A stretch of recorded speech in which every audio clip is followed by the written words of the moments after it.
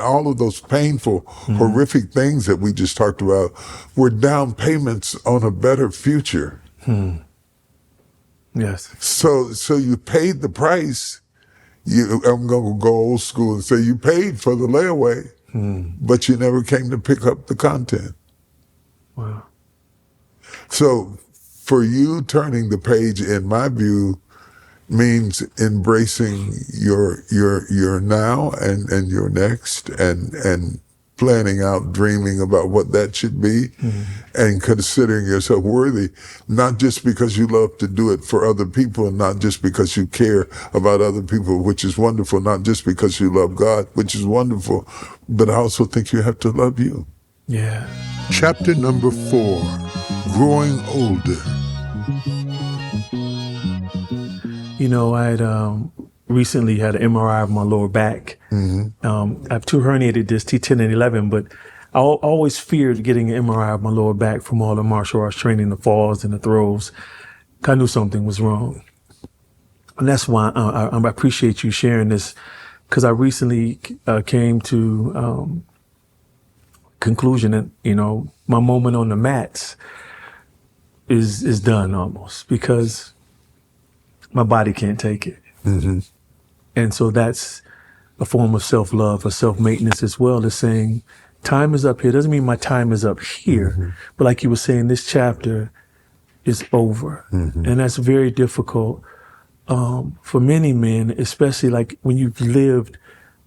If the chapter was maybe 80 pages and the book is 100 pages that you know, if 80 pages was one chapter you feel, and now you got to close all of this to transition. That was difficult for me to hear from my doctor, but at the same time, loving myself enough to say, I was faithful.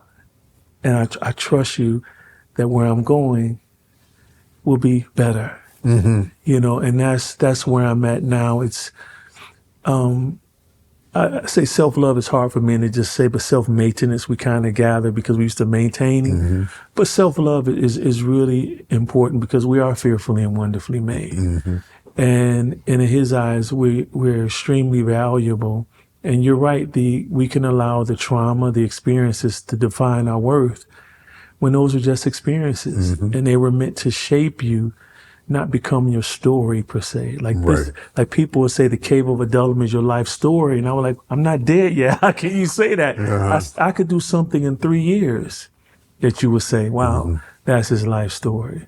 So even with, by the way, we have a whole lot in common. I had a laminectomy between L4 and L5. Wow. So I went through sciatica. I had all the pains of that. I went through the surgery, the slow recovery. I had to preach in a chair. I couldn't stand up, and I wasn't sure that I would ever be the same again. I had some problems with my vocal cords, lost my whole upper range, and wasn't sure I would be able to talk again.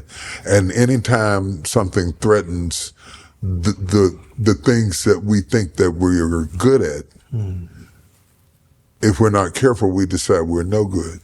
Okay. Because we only think we're good as long as we are doing rather than being. Yes, sir. Okay.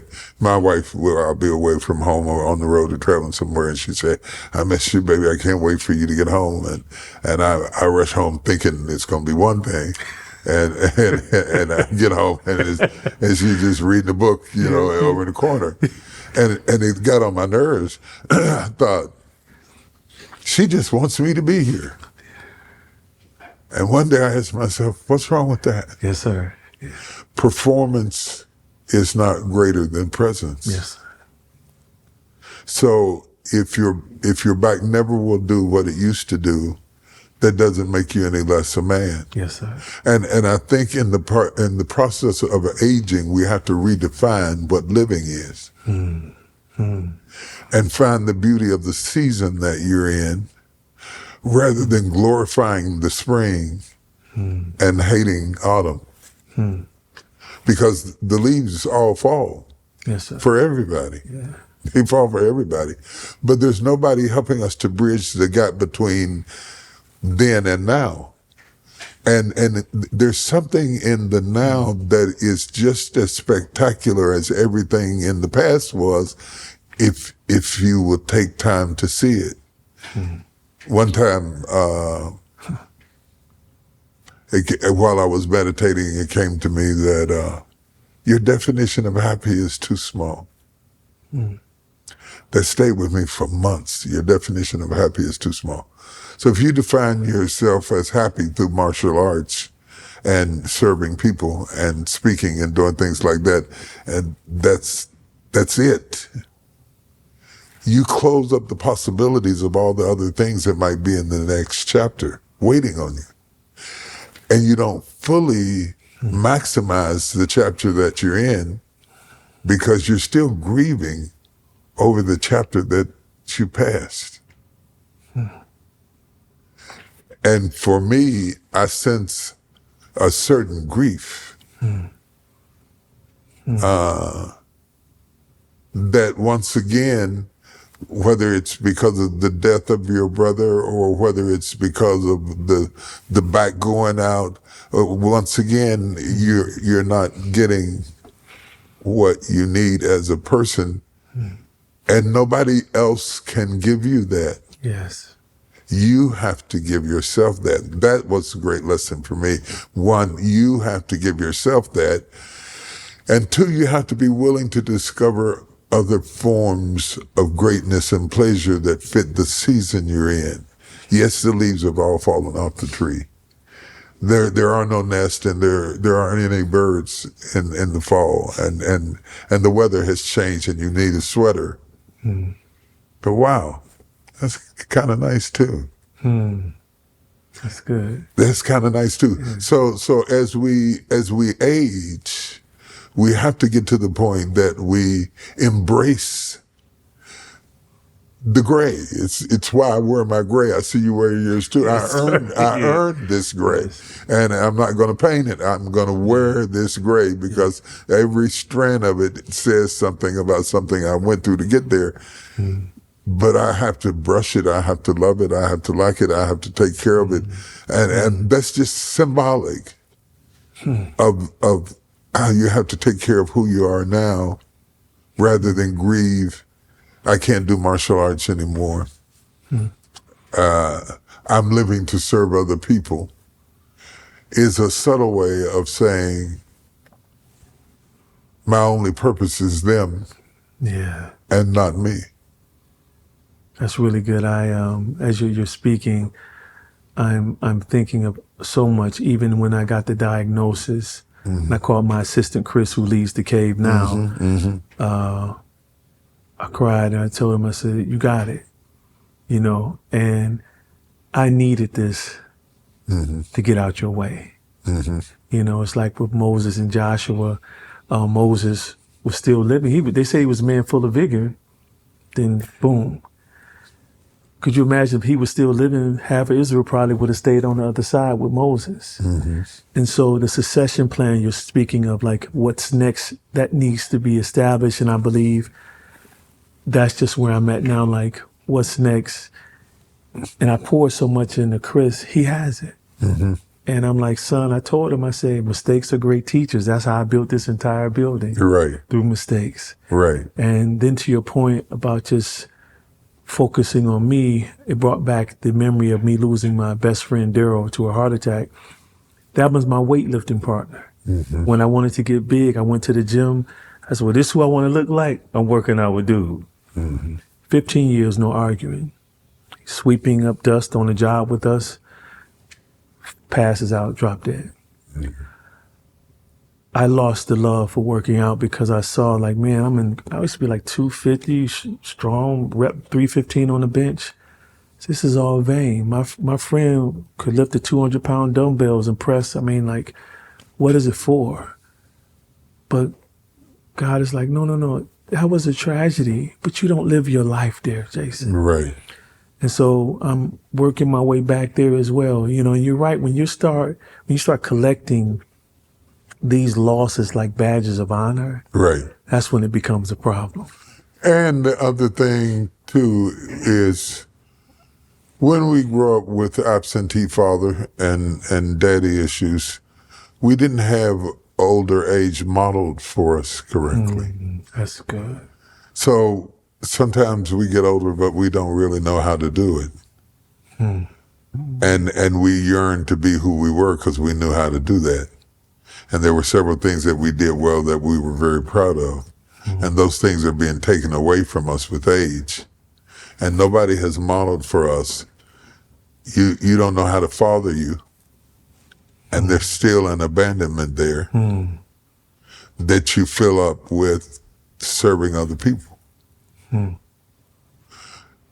what I am saying to you is there's a whole big, beautiful world on the other side of growing older.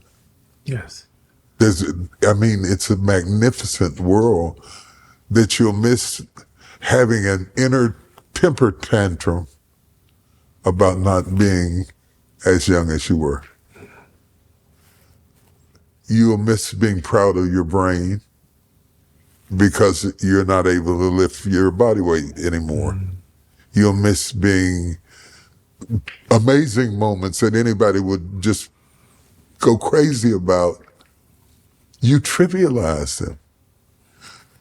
So you are much more articulate about what went wrong than you are about what went right, which says to me, you don't drink from the waters of what went right like you drink from the waters of what went wrong.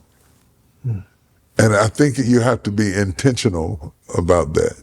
Yes. I had to be intentional about it. I'll be transparent. I had to be intentional about finding the joy of being 68 versus 28.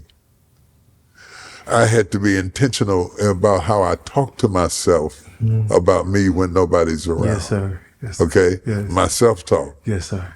I found out that I was feeding myself poison and wondering why I couldn't breathe. And anytime you talk to yourself in a way that almost belittles where you are because you long for where you've been and you're grieving. Your life is full of grief. Your best friend died, your brother died, you had all these losses in your life, your mother was absent, your father was gone. You've had a lot, you've got a master's degree in losing stuff. And so you have given yourself to everybody else because you've not had a moment in your life that you talk much about where you were on the receiving end and you were important and you were the star of the moment and you were celebrated. And when you do have those moments, you don't receive them well. You skip over them. Always, it was just Lawrence Fishburne. It was just, I was just at the White House. You're almost running away from the joy of reflection on what you have accomplished. Yeah. Does that resonate with you? Does it resonate? I think you had talked to my wife before I got in here. Yes, it resonates. That's why I write the way I do, because I know it. And you're right about the pain, but the other side is the joy. And I was just with my therapist, and he says, what thinkless hobby do you have? And I started naming, it used to be martial arts, used to be this. Martial arts turned into the Cave of Adullam. Music turned into Christian hip hop ministry. The guitar I wanted to be able to play in the praise and worship. And I said, wait a minute. Everything that I do turns into a mission. Yeah. And that's a problem. Yeah, it's a problem. Like, why am I doing that? Like I can perform for God almost, because you're right, that father wound, a lot of us look at God the same way, but right. He's not nowhere near like earthly fathers, period. Right. And so, no, yes, it resonates. I mean, when my wife watched this, she gonna say, thank you. I'm serious, because, we hear it from our wives, and I'm very open with her. She, I have no fear with telling her, even when I'm nervous or anything. We have that type of relationship. But I know deep inside, God is like, there's so much more. if you just take another step. And that's why I tell men who beat themselves up about not being this perfect man, I'm like, brother, there is no master level in manhood. As you said, I got to learn how to be a older man and hopefully one day a grandfather, and accepting it and embracing just the change. And so I really appreciate you for sharing this, because when I say this is something he's been telling me this entire year, like, I love you, you're good enough. Yeah. I got you. Right. And to celebrate, like, another one of my books passed over 100,000 sales. And in the book industry, Yeah. the average book sell like 400 copies. Yeah, right. I had the plaques made and took it to the frame shop for them to frame up so I can put it on my wall to say, this is something I was able to accomplish. Right. And so although I'm in that direction walking, I appreciate you, because now it's inspired me to run. Right.